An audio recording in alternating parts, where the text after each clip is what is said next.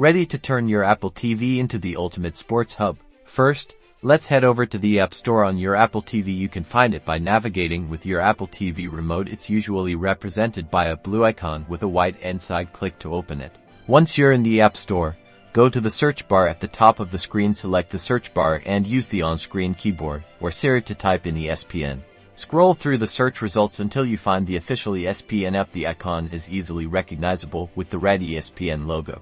Select the ESPN app and you'll be taken to its dedicated page. Now, click on the Get or Install button. It might ask for your Apple ID password for confirmation. The app will now download and install on your Apple TV. You can track the progress right on your home screen.